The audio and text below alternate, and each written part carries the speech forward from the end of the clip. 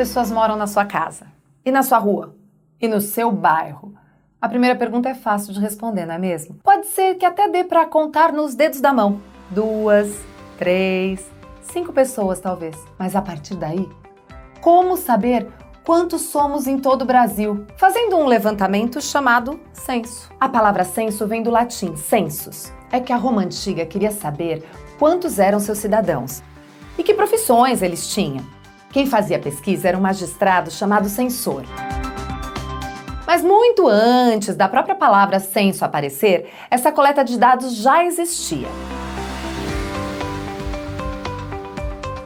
Um dos primeiros registros conhecidos de censo foi realizado por um imperador chinês chamado Yao, que há 4.000 anos quis saber quantos súditos ele tinha para defender o seu território e quantos trabalhavam. No Brasil, o primeiro censo aconteceu em 1872 sob o império de Dom Pedro II. Do descobrimento em 1500 até 1872, algumas contagens foram feitas, mas nada oficial. Em 1693, a descoberta de ouro em Minas Gerais mudou tudo. Muitos portugueses migraram para o Brasil. Além disso, Portugal e Espanha brigavam pelas terras que hoje formam o território brasileiro. Resultado? Como o imperador chinês, lá atrás, a coroa portuguesa começou a prestar mais atenção à riqueza que se produzia por aqui. Porém, só em 1846, 150 anos depois da descoberta do ouro por aqui, é que o Brasil definiu que iria fazer o censo. Mas o dinheiro necessário para tanto só foi liberado mesmo em 1850. E aí ficou acertado que o censo aconteceria em 1852. Ufa! Eu sei que lá no início da nossa conversa dissemos que o primeiro censo foi em 1872. Por que mudamos agora para 1852? Bom, é que no meio do caminho para o censo houve uma revolta.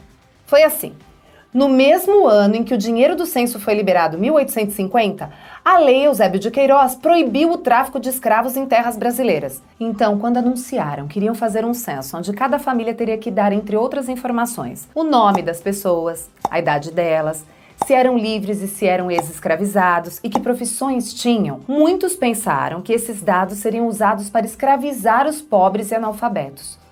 O número de revoltados foi tão grande que foi comparado a um enxame de abelhas.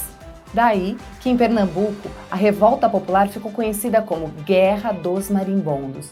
Já na Paraíba, a revolta ficou conhecida como o ronco da abelha. Abelha ronca? Bem, enfim, o censo só foi possível 21 anos depois, em 1872. As pessoas escolhidas para fazer o recenseamento deixavam o formulário com o considerado chefe da família, que deveria devolver tudo preenchido. E afinal, o que o primeiro censo brasileiro mostrou? Entre outras coisas, que o Brasil Império tinha quase 10 milhões de pessoas. 8.400.000 eram livres, 1.500.000 escravizadas. Mais de 8 milhões de pessoas eram analfabetas. Apenas 1,5 milhão sabia ler e escrever. Negros, pardos e indígenas eram maioria, 62% da população. Brancos, minoria, 38% da população. Mas como o mais difícil é sempre começar, a partir daí o Brasil fez mais 11 censos. E desde o primeiro até hoje, a população brasileira cresce sempre. Se no primeiro recenseamento o Brasil não chegava a 10 milhões de habitantes, hoje somos mais de 200 milhões.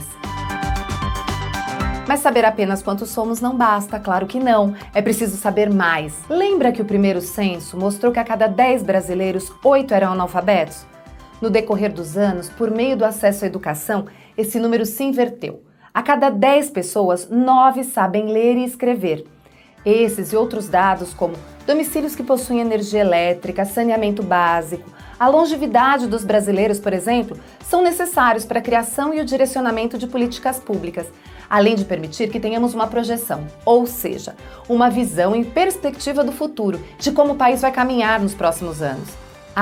Quem cuida de mostrar a cara do Brasil em números é o IBGE, Instituto Brasileiro de Geografia e Estatística, que há mais de 80 anos organiza o Censo Brasileiro.